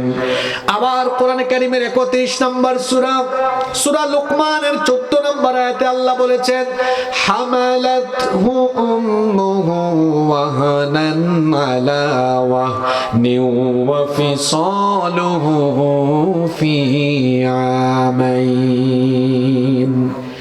এই রকম লোক যারা আছে 2 মিনিট সময় দিলাম, গেট আউট ফ্রম হিয়ার, বের হয়ে যান এখান থেকে। আর যারা আসছেন মোনাজাত পর্যন্ত থাকবেন, 15-16 মিনিট বসেন। এই ধরনের শ্রোতাদেরকে আমি দেখতে পারি না, এজন্য এদের সাথে আমি কঠিনভাবে কথা বলি। আমি এখানে শুরু করার পর থেকে কোরআনের বাইরে একটা কথা বলেছি। আমার একটা অভ্যাস হলো, আমি যেখানে যাই মানুষ 70-80 দিন কষ্ট করে মাহফিল করে, আমিও 70-80 ঘন্টা পড়ালেখা করে আসি, যেন আবুল তাবুল কথা না বলি। আমি যেদিন থেকে মাহফিলে এসেছি সেই দিন থেকে আজ পর্যন্ত, আজকে প্রায় 10-11 বছর ধরে কোনোদিন আমি আমার সামনে নোট ছাড়া আজ পর্যন্ত বক্তব্য রাখি নাই। আমি যেটা বলবো পড়াশোনা করে এসে তারপর বলি। যা কথা হবে আল্লাহর কোরআন থেকে, রসুলের হাদিস থেকে। আমরা যখন খাবার খাই সবচেয়ে মজার অংশটা দেখবেন শেষে, এই জন্য মানুষ চেটেপুটে খায়। একটা আলোচনার মূল বার্তা থাকে আলোচনার শেষের দিকে, ওইটা যে নিয়ে যেতে পারে না ওর আলোচনায় থাকার কোনো, ওর থাকার চেয়ে না থাকাই ভালো। আল্লাহ বলছেন তার মা থাকে ওয়াহনান আলা ওয়াহনিন, কষ্টের পর কষ্ট সহ্য করে গর্ভধারণ করেছে। কি শব্দ চয়ন আল্লাহর! আমি যখন এই আয়াতটা পড়ে অবাক হয়ে যাই, আল্লাহ কেন ওয়াহনান আলা ওয়াহনিন বললেন? কষ্টের উপর কষ্ট। এই কথাটা আল্লাহ কেন বললেন? তার কারণ হলো পেটে সন্তান ধারণ করা এটা শুধু কষ্ট নয়, এটা কষ্টের উপরে যেন আরো বহু কষ্ট। আপনি পুরুষ মানুষ, আপনি বুঝবেন কেমনে? আবিয়াত্তারা এরা তো বুঝবেও না, এরা মিসকিন, এদের কোনো বউও নাই। কিন্তু বিবাহিত ভাইরা আমার সাথে একটু কথা বলেন, একটু রেসপন্স করেন। বিয়ে করার পরে আপনার বউ যখন প্রেগনেন্ট হয়, আপনি তো নাকে তেল দিয়া ঘুমান, আপনার বউ তো ঘুমাইতে পারে না। আপনি জিজ্ঞেস করেন কি ব্যাপার, বউ ঘুমাও না কেন? উত্তর দেয় কেমনে ঘুমাবো, আমার পেটের ভেতরে তো আপনার সন্তানটা নড়াচড়া করে, যখনই একটু চোখ লাগে তখনই হাত দিয়ে পা দিয়ে এমন করে গুতা মারে, পা দিয়ে যখন একটু গুতা মারে কলিজাটা একেবারে ছিঁড়ে যাওয়ার মতো অবস্থা আমার হয়ে যায়। কি সাংঘাতিক কষ্ট! সামান্য একটু গ্যাস্ট্রিকের ব্যথা হলে, পেট ব্যথা হলে আপনি রাতে ঘুমাতে পারেন না। 1-2 ঘন্টার বেদনা, অ্যাপেন্ডিসাইজের বেদনা আপনার সহ্য হয় না। আর সন্তানকে পেটে নিয়ে মা 10টা মাস কত কষ্ট করেছে শুনেন। রাতের বেলা দুনিয়ার মানুষেরা আরাম করে ঘুমায়, কিন্তু গর্ভবতী মা ঘুমাতে পারে না। সন্তান যখন পেটের ভেতরে নড়াচড়া করে, হাত পা দিয়ে গুতাগুতি নড়াচড়া যখন আরম্ভ করে, মায়ের কলিজার মধ্যে তখন বেদনা আরম্ভ হয়ে যায়, মা ঘুমাতে পারে না। চিন্তা করে দেখুন তো, আমরা যখন আমাদের মায়ের পেটে ছিলাম, একটা রাতও আমাদের মাকে আমরা ঘুমাইতে দেই নাই। সারাটা রাত জেগে জেগে কেঁদে কেঁদে কেঁদে কেঁদে আমাদের মা বালিশটা ভিজিয়ে দিয়েছেন, কান্না করে করে সারাটা রাত কাটিয়েছেন, নির্ঘুম রাত কেটে গেল। সকালবেলা ঘুম থেকে উঠে আবার পরিশ্রম আরম্ভ করলেন, আমাদেরকে পেটে নিয়ে সাংসারিক কাজ আরম্ভ করলেন, রান্না বান্না করলেন, ঘরের সবাইকে খাওয়ানোর পরে এবার মা নিজে খাবার খেতে বসে গেলেন। কিন্তু আহারে, যখনই খাবার খেতে বসছেন প্লেটটার সামনে, এমন সময় সন্তান পেটের ভেতরে নড়াচড়া মেরেছে, মায়ের বমি বমি ভাব সৃষ্টি হয়ে গিয়েছে, কখনো বা বমি করে দিয়েছে, খেতেও পারল না। খাবারের প্লেটটা রেখে দিয়ে বেডরুমে চলে গেল, দরজাটা বন্ধ করে দিয়ে একাকী কান্নাকাটি করতে লাগলো। এইভাবে করে 1 দিন আর 2 দিন নয়, মাসের পর মাস গিয়েছে, মা খাবারও খাইতে পারে নাই। দিনের বেলাও শান্তি নাই, রাতের বেলাও শান্তি নাই। 1 দিন আর 2 দিন নয়, এইভাবে করে 10 মাস 10 দিন মা কলিজা ছেঁড়া যন্ত্রণা সহ্য করে আপনাকে গর্ভধারণ করেছে। এরপরে ডেলিভারির সময় যখন আসে, আপনি তো পুরুষ মানুষ, আপনার কোনো ফিলিংসই নাই, আপনি জানেনও না। একজন নারীর সন্তান জন্ম দেওয়ার সময় যখন এসে যায়, তার ভেতরে তখন ভয়ের মাত্রা বেড়ে যায়, কারণ কত নারী সন্তান জন্ম দিতে গিয়ে মারা যায়। তখন মা নামাজের সাজদায় গিয়ে শুধু দোয়া করে, আল্লাহ 10 মাস ধরে যে সন্তানটাকে পেটে ধারণ করলাম, এই সন্তানটা সুস্থভাবে সুন্দরভাবে দুনিয়াতে আসুক, এটাই আমার সবচেয়ে বড় চাওয়া।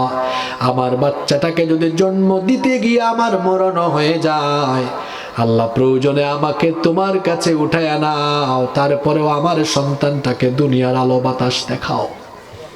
এই হলো সেই মা, যেই মা প্রসবের আগেই, ডেলিভারির আগেই স্বামীর থেকে বিদায় নেয়, এলাকার থেকে বিদায় নেয়, তার আত্মীয় স্বজন থেকে বিদায় নেয়, না জানি সন্তান জন্ম দিতে গিয়ে মরণ হয়ে যেতে পারে। হাসপাতালে যদি কখনো যান, লেবার রুম যেখানে ডেলিভারির কাজ হয়, যদি সেখানে কখনো আপনি গিয়ে থাকেন, তো আপনি জানেন সেখানে প্রতিটা চিৎকার আর আর্তনাদ কেমন। সেখানে সন্তান সম্ভবা নারীরা যারা থাকেন, এক একটা চিৎকারে যেন আকাশ আর জমিনটা ভারী হয়ে যায়। এত কষ্ট, সন্তান জন্ম দেওয়া এত কষ্ট, এত যন্ত্রণা। চিকিৎসা বিজ্ঞানীরা বলেছেন একজন মানুষ সর্বোচ্চ 20 থেকে 25 ইউনিট পর্যন্ত ব্যথা সইতে পারে, কিন্তু আমাদের প্রত্যেকের মা আমাদেরকে জন্ম দিতে গিয়ে 20 আর 25 নয়, 50 থেকে 55 ইউনিটের বেদনা সহ্য করেছে। আমি জানিও না 50-55 কেমন হয়? এই ক্ষুদ্র জীবনে আমি কয়েকবার পেটে ব্যথায় ভুগেছিলাম। মনে হয়েছে পেটে ব্যথার ফলে দুনিয়ার সব অশান্তি আমার ঘাড়ের মধ্যে চেপে বসেছে। এটা যদি পরিমাপ করা যেত তাহলে হয়তো বুঝতে পারতাম ব্যথার পরিমাপটা কত ছিল। এই মাহফিল থেকে গত বছর আমি যখন গেলাম, আপনাদের এখানে মাহফিলে আসছিলাম, গত বছর আপনাদের মাহফিলের পরের দিনে আপনাদের পলাশবাড়িতে আমি অ্যাক্সিডেন্ট করলাম। আমার পায়ে ব্যথা পেয়েছিলাম, পরিমাপ করতে পারি নাই ব্যথাটা কেমন ছিল, কিন্তু চিকিৎসা বিজ্ঞান বলে মানুষ 20 বা 25 পর্যন্ত ব্যথা নিতে পারে, এর উপরে গেলে সে বাঁচতে পারে না। ধারণা করছি হয়তো এটা 20-এর নিচেই ছিল, যার কারণে তো বেঁচে আছি। কিন্তু আশ্চর্য কথা, আমাদের মা যখন আমাদেরকে জন্ম দিয়েছেন 20 আর 25 নয়, এর চেয়ে দ্বিগুণ 50 থেকে 55 পর্যন্ত তিনি ব্যথা সহ্য করেছেন। কি মারাত্মক বেদনা, কি মারাত্মক যন্ত্রণা। কিন্তু আশ্চর্য একটা ব্যাপার হলো, মা সন্তানকে জন্ম দেওয়ার পরে যখন সন্তানটা তার সামনে আনা হয়, মা যেন দুনিয়ার সব কষ্ট ভুলে যায়, 10 মাসের কষ্টটা ভুলে যায় সন্তানকে বুকের সাথে লাগানোর পরে। এরপরও আমাদের মায়ের কষ্ট শেষ হয় না। 2টা বছর পর্যন্ত আমাদেরকে এই মা বুকের দুধ পান করিয়েছে। আমাদের কোনো ভাষা ছিল না, শুধু আমরা কান্না করতাম। কান্না করলেই মা এসে আমাদেরকে বুকে নিত, বুকের দুধ পান করাতো। আর এই মা কেমন মমতাময়ী মা শোনেন, এই যে আমার ভাই উনিও বুঝবেন এটা। আপনারা তো হুজুর মাহফিলে আসার আগে এত ফোন দেন, ফোনের উপর ফোন, মহব্বত একেবারে গড়ায়া গড়ায়া পড়ে। কিন্তু 100-র মধ্যে 98টা কমিটি মাহফিল শেষে হুজুর এটা বাড়ি গেল না মল্ল খবরও নেয় না। 2-1 এমন ভালো মানুষ আছে, মাহফিল শেষে আয়োজক কমিটি ঘুমায়, শ্রোতারাও ঘুমায়, আমাদের বাড়িরও সবাই ঘুমায়, কিন্তু আমাদের মা তিনি কখনো ঘুমান না। একটু পর পর ফোন আসে, বাবারে শীতের রাত, কনকনে ঠান্ডার মধ্যে তুই কোথায়, রাস্তা কি দেখা যায় কিনা, তোর টেনশনে তো ঘুম লাগে না। আপনারাও যখন ঢাকায় যান, বাড়ি ফিরতে গাইবান্ধায় আসতে যদি দেরি হয়, কথাগুলো মিলায় দেখবেন। যদি কখনো গভীর রাতে আসেন অথবা দেশে বিপদ, হরতাল, মানববন্ধন, লকডাউন, শাটডাউনের মতো কর্মসূচি, এরকম পরিস্থিতিতে আপনি যদি বাইরে থাকেন, বাসায় ফিরতে যদি খুব রাত হয়ে যায়, দেখবেন বাড়িতে একটা মানুষও আপনার জন্য টেনশন করে না, কেউ আপনার জন্য জেগে থাকে না। কিন্তু রাত 2টা হোক 3টা হোক, বাড়িতে এসে দেখবেন কনকনে ঠান্ডার মধ্যে এইভাবে করে কাচুমাচু হয়ে বাড়ির দরজার সামনে পাহারাদারের মতো আপনার মা তখনও দাঁড়ায় আছে। এইটা হলো মা, মমতাময়ী মা। জীবনের এমন কিছু গুরুত্বপূর্ণ ঘটনা আছে যা আপনার মনেও নাই, যা আপনার মেমোরিতে এখন নাই। আমরা বিবাহিত মানুষরা এটা বুঝি, আমরা তো দেখি আমাদের বউ কি করে বাচ্চাদের সাথে। আমরা পুরুষ মানুষ মেজাজ খিটখিটে হয়ে যায়। মাঝে মাঝে বাচ্চা যদি পেশাব করে দেয়, বিছানায় পেশাব করলে আপনি যে জায়গায় শুইবেন মেজাজ গরম হয় কি হয় না? কিন্তু মা তার উল্টা। দেখা যায় মা খাবার খেতে বসেছে, এমন সময় সন্তান পায়খানা করে দিয়েছে। পায়খানার মধ্যে সুগন্ধ না দুর্গন্ধ? এখানে যারা বিবাহিত আছেন কয়জন আছেন যে আপনি খাবার থেকে উঠে হাতটা ধুয়ে তারপরে আপনি বাচ্চার পায়খানা সাফ করেছেন? 100-র মধ্যে 1-2 জন হবে কিনা জানি না, কিন্তু মা হলেন তার সম্পূর্ণ। সবার নাকে গন্ধ লাগে, মায়ের নাকে গন্ধ লাগে না।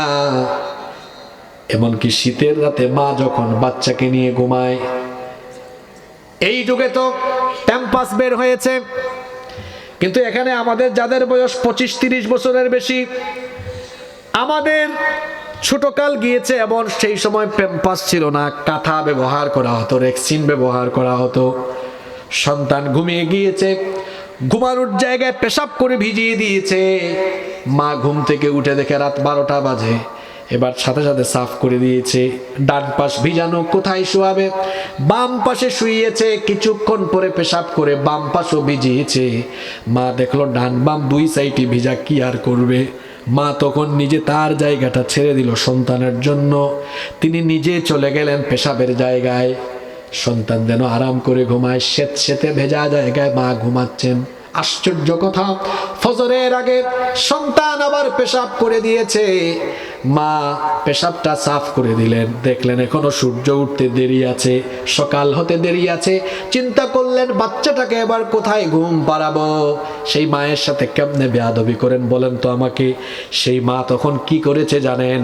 সেই মা তখন পেশাব করা জায়গায় ঘুমিয়ে, আপনার যেন ঠান্ডা না লাগে, আপনার যেন আরাম লাগে, বাকি সময়টুকু মা তার বুকের উপরে আপনাকে আরাম করে ঘুম পাড়িয়েছে।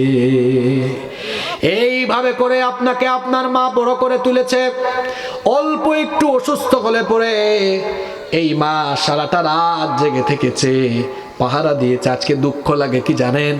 আপনারই ঘরে আপনার মাটা অসুস্থ, আপনি তার চিকিৎসা করান না। আজকে কষ্ট লাগে এটা। যেই মা আপনাকে কান্না করলেই এসে বুকের দুধ পান করিয়েছে, খাবার খাইয়েছে, আপনি সেই নাফরমান সন্তান, আপনি আপনার মাকে বুড়া বয়সে একটা দিন মুখে তুলে খাওয়ান না।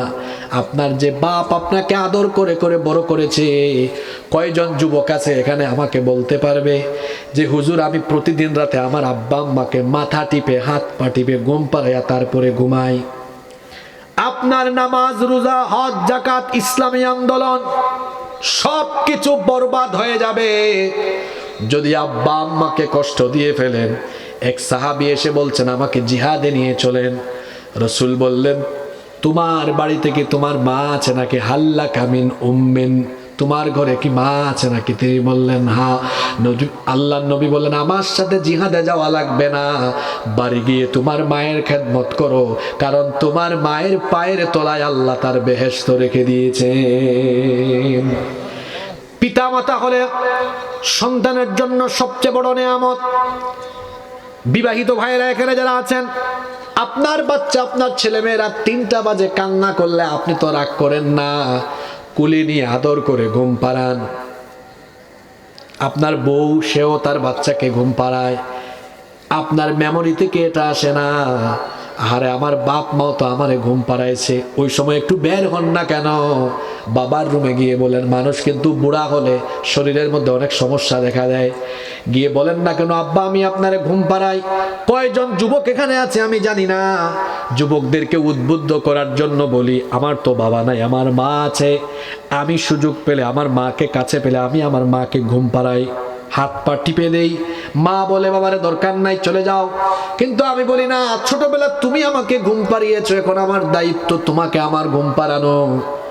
আব্বা আম্মাকে ঘুম পাড়াবেন, এটা হলো আপনার দায়িত্ব। ছোটবেলা তো আপনাকে আপনার বাবা মা ঘুম পাড়িয়েছে। কয়জন এমন আছেন বাবার মাথার পাশে গিয়ে বলেন আব্বা আপনার মাথাটা টিপে দিই, হাত পা টিপে দিয়ে আপনি ঘুমান। বাবা না করবে, মা না করবে, তারপরেও দেন। আপনার বাবা মা যখন আপনার এই সেবা যত্ন পেয়ে ঘুমাবে, মনে মনে আল্লাহকে বলবে আল্লাহ আমার এই ছেলে, আমার এই মেয়ে আমাকে শান্তি করে দিয়েছে, দিলটাকে প্রশান্ত বানায় দিয়েছে, তার উপর আমি খুশি হয়েছি। আল্লাহ গো তুমিও তার উপর